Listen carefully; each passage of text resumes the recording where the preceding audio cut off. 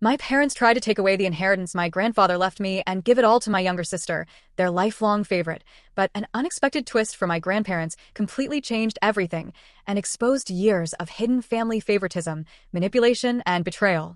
My parents sought to divert my inheritance to their favored daughter, but my grandparents had an unforeseen development awaiting us. I, a 28-year-old man, grew up in a household marked by a complex and enduring pattern of partiality.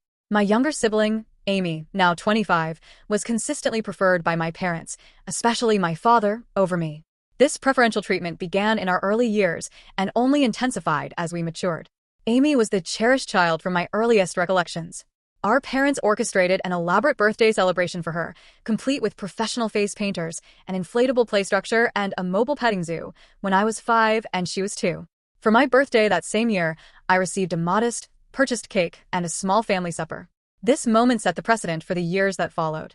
The distinctions became increasingly evident as we aged. Amy consistently received the newest playthings, the finest apparel, and the most attention. I remember diligently saving months of allowance for a new bicycle when I was 10. Amy desired one too, and consequently, she threw a tantrum upon seeing mine. Instead of guiding her on patience or saving, my parents immediately went out and bought her an even more impressive bicycle than mine. Another area where this bias was clear involved our schooling. Amy's parents were present at all of her academic events, while they typically missed mine. I held a central role in the 4th grade school play, practicing for weeks with immense dedication. On the night of the performance, my parents arrived an hour late, missing my primary scene. They were busy comforting Amy, who had claimed to have a stomach ache. She was fine shortly thereafter. They had simply lost track of time while engaging with her. Regarding academics, nothing I achieved ever seemed adequate. I joined the mathematics club, frequently earned top grades in middle school, and even secured first place in a regional science exhibition. Yet, my parents scarcely acknowledged these accomplishments. They, however, arranged a celebratory dinner for Amy and purchased her a new phone as encouragement when she achieved a B+ on a single test in her most challenging subject in high school. That period was particularly difficult. Driven by a desire for their approval, I immersed myself in every possible activity. Alongside maintaining a perfect grade point average, I edited the school newspaper and captained the debate team. Amy drifted through school, barely sustaining a C average, spending much of her time socializing with friends. I was selected from my university as one of 2 junior-year candidates to partake in a prestigious summer program at Harvard. It was an incredible honor, filling me with immense pride. When I shared the news at supper, my father grumbled and promptly shifted the conversation to Amy's upcoming dance recital. "That's nice," my mother remarked, at least, but then swiftly changed the subject. My parents were unable to drive me to the airport on the night Amy's concert coincided with my departure for Harvard, as they wanted to witness her performance. I had to request a ride from a friend's parents. The college application process was another disheartening experience. I dedicated months to refining my essays, participating in extracurricular pursuits, and preparing for standardized tests. Several elite institutions offered me admission, and I received a substantial scholarship to my dream university. When I informed my parents of this at supper, their response was barely adequate. "That's good, but don't let it go to your head. It's just college, after all," my father advised. "Just remember us when you're off becoming a big shot," my mother added. Conversely, my parents showed considerable understanding when Amy barely completed high school and opted against pursuing higher education. They lauded her for her self-awareness and for challenging societal expectations, something they had never done for me. They even financed a car for her as a graduation present. Emotionally, this relentless favoritism took a significant toll throughout my teenage years and early 20s. I grappled with apprehension and despondency, beginning therapy during college. Through this, I came to recognize that my parents' actions were not my responsibility. Years of effort were required to cultivate my self-esteem and learn to validate my own worth, rather than seeking my parents' affirmation. Despite my immediate family's lack of support, I still managed to build a respectable life. By the time I graduated from college with honors, I had secured a good position in finance and even acquired my own residence by age 27. Although my parents do not share my sentiment, I am proud of my accomplishments. Here, then, is where the present family conflict begins. My paternal grandfather passed away recently. He was a successful entrepreneur who built his fortune from nothing, leaving behind a considerable estate. In his will, he divided his assets equally among all his grandchildren, including me, Amy, and our cousins, as well as his children, my father, and his siblings. My share of the inheritance was substantial, roughly $500,000. This sum would have allowed me to invest in my future, settle my educational debts, and perhaps even establish my own venture someday. This unexpected windfall and the opportunities it presented brought me great joy. When the will was read, my parents clearly became agitated. They later pulled me aside and expressed their belief that my receiving an equal portion was unfair. Amy, who resides in their basement and holds a part-time job at a coffee shop, asserted that she was in greater need of the funds due to her struggles. Though taken aback, I tried to remain composed. I clarified that Grandpa had made this decision, and they had no authority over his choices. They insisted I should act ethically and surrender my rightful share to Amy. When I declined, they grew furious and began to emotionally manipulate me, labeling me ungrateful and self-centered. Every instance my father could recall where they had assisted me came under scrutiny. Despite my working part-time to contribute financially, he highlighted their payment for my medically necessary braces, the purchase of my essential school supplies, and allowing me to live at home during college. He conveniently overlooked the car they bought Amy, her numerous shopping sprees, and the fact that they continued to support her at 25 years old.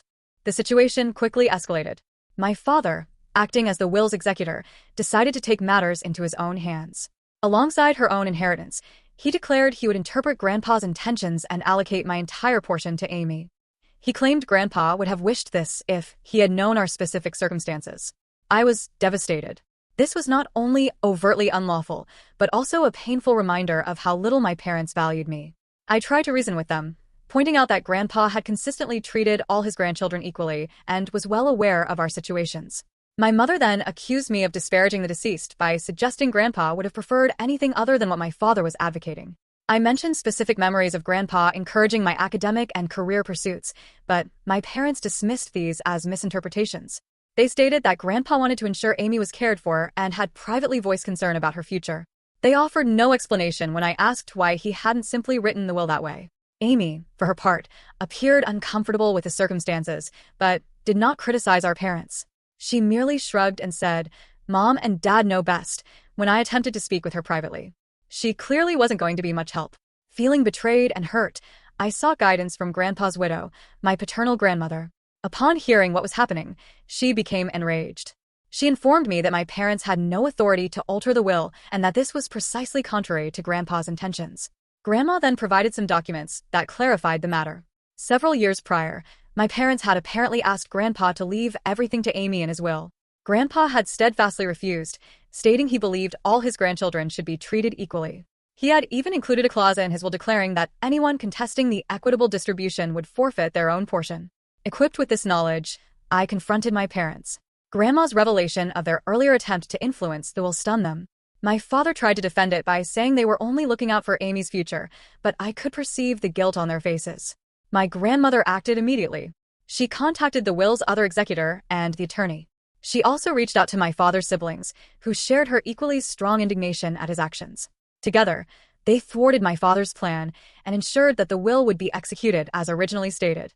Though displeased with me, my parents were compelled to retract their scheme. They argued I should have resolved this internally instead of involving others, accusing me of alienating the family. My mother wept, claiming I had fractured the family and deceived them. I responded that I had never expected anything from them anyway when my father threatened to disinherit me entirely. Now, should I accept the inheritance, they are threatening to sever all contact. My father even went so far as to suggest I would not be welcome in their home if I inherited it. In a particularly hurtful comment, my mother remarked that my acceptance of the money revealed I never truly loved them and was merely poised to benefit from their passing. This situation has divided the extended family. A few of my cousins offer encouragement, understanding the long-standing favoritism and valuing my self-advocacy.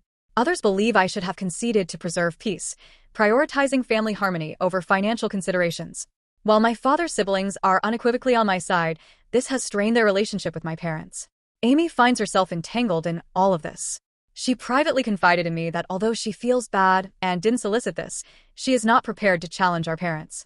She has been conditioned her entire life to rely on them and seek their approval, so I do not entirely blame her.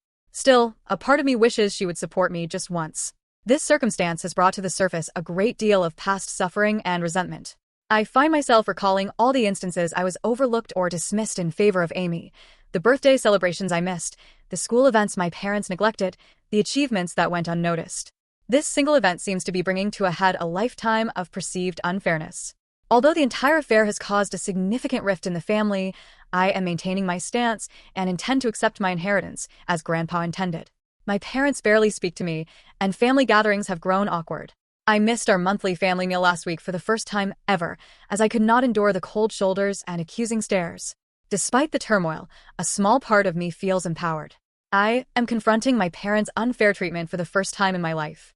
I am asserting my value and refusing to be dismissed. It is both terrible and liberating simultaneously. While I believe I am in the right here, the family drama is draining me, a sensation I had not experienced since college. I have begun having anxiety episodes once more. To help manage all the stress, I am considering returning to therapy. Am I wrong for refusing to comply with my parents' expectations and accepting my inheritance? Should I have simply given Amy the money to maintain peace? Although I am weary of being the family scapegoat, I also fear losing my family completely. Any advice or perspective would be greatly appreciated. Update: since my initial post 6 months ago, a great deal has transpired. I want to extend my gratitude to everyone for their encouragement and insights. It truly sustained me during challenging times. Let me begin with the legal aspect of things. Many of you recommended, and I did consult my own attorney. He confirmed that I had every right to inherit and that my father's actions were, in fact, illegal. He assisted me in documenting everything and preparing to take legal action if necessary. Fortunately, events did not unfold in that manner. Along with my father's siblings, my grandmother and her attorney resolved matters without involving the court. I received my full inheritance, and the will was executed precisely as intended. Due to his attempts at will manipulation, my father was removed as an executor. This was a somewhat demanding process, spanning several weeks. My parents threatened litigation. There were tense meetings and furious phone calls. Ultimately, however, the law was unequivocal, and they had no choice but to recede. The family fallout, though, is still ongoing and has been notable. Initially, my parents intensified their stance. They accused me of being greedy and neglectful of my sister. They also tried to rally other family members against me, spreading claims that I had somehow coerced Grandpa into giving me money.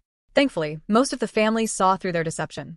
About 1 month following the will's acceptance, a particularly unpleasant incident occurred at a family gathering. My parents appeared unannounced at my aunt's home, who had not invited them. They created a scene, shouting about how I had taken from Amy and turned Grandma against her.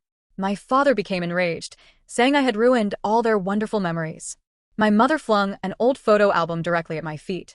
It was awkward and terrible. It took several relatives to calm things down and persuade my parents to depart. Bless her heart, my grandmother proved to be my staunchest advocate throughout all of this. She recounted stories of how my grandfather had always been proud of my achievements and how he particularly wished to ensure all his grandchildren had equal opportunities. She even mentioned Grandpa had kept a scrapbook of my accomplishments, newspaper clippings of academic honors, copies of my college acceptance letters, and even the program from that university play my parents had been late for. This insight was both saddening and wonderful. Grandma also volunteered to set the record straight with the wider family. She organized a family gathering, excluding my parents, and presented the entire history of my parents' partiality, including events I had long forgotten or never even known about. Having someone finally acknowledge the unfairness I had endured for years was vindicating, but it also reopened old wounds. Regarding my sister Amy, she at last found her voice in all this. She approached me personally and apologized for not defending me earlier. After some introspection and several lengthy discussions with our grandmother, she admitted she thought our parents' preference was improper but had been too fearful to confront it. We discussed our childhood and its profound influence on both of us in great detail and emotional intensity. Amy acknowledged that being the favored child was not as wonderful as it seemed. She never learned how to stand independently and felt immense pressure to live up to our parents' expectations. She shared accounts of times she yearned to accomplish things on her own, but our parents would intervene and manage everything for her, thereby depriving her of the chance to develop and learn from her mistakes. This conversation marked a significant shift for our relationship. We began to mend the sibling bond our parents' partiality had fractured. Just the two of us have been routinely meeting for coffee to discuss and encourage one another through this family crisis. Declaring that she was going to pay for college with her inheritance astonished everyone. She claimed seeing me stand up for myself motivated her to start managing her own life. Once she decided what she wanted to study, she enrolled in a nearby community college first, intending to transfer to a 4-year university. Our parents let out startled gasps. They knew, I believe, that their overparenting had not done Amy any favors. The response of my parents to all this has been varied and evolving. They first angrily attacked both of us. They tried to make Amy feel guilty for quitting college to help the family, claiming I had turned her against them. They changed strategy when that proved ineffective. After several protracted discussions with my grandmother and witnessing Amy's significant transformation, my mother began to recognize how damaging their actions had been. She has made some hesitant moves toward reconciliation, even beginning therapy to address her own issues. She reached out to apologize, acknowledging that she had been unfair and requesting a chance to make things right. It is a slow process, and while I am cautiously hopeful, I am also maintaining firm boundaries. Sadly, my father has been less inclined to admit any mistakes. Still furious, he feels as though he is the victim in all this. He has been cold toward Amy since she chose to go to college and hardly speaks to me. He has tried a few times to control us, threatening to sell our childhood home should we fail to come to our senses, or forgiving us should we realize we were wrong. Although we are both standing strong, it pains me to see him distance himself from both of his children like this. The dynamics among the extended family have changed dramatically. I now live closer to my father's siblings, who have been quite supportive, and my grandmother. Having heard from my aunts and uncles about handling my father's challenging conduct over the years, it has lessened my feeling of isolation in this struggle. Deeper connections with some of my cousins who stood by me have also developed. Starting a monthly cousin meal allows us all to catch up, free from the drama of the older generations. For myself, I have been making sensible use of my inheritance. Having paid off my college loans, I now feel an astonishing degree of financial freedom. Working with a financial advisor, I have built a diverse investment portfolio. I have also set aside some funds to potentially launch my own company some years in the future. Opening a community center with reasonably priced mental health services and financial literacy workshops is something I am investigating. But for me, financing therapy for myself and offering to do the same for Amy has been the most significant application of the money. Both of us are learning to establish healthy boundaries with our parents and are actively working on healing from our childhood experiences.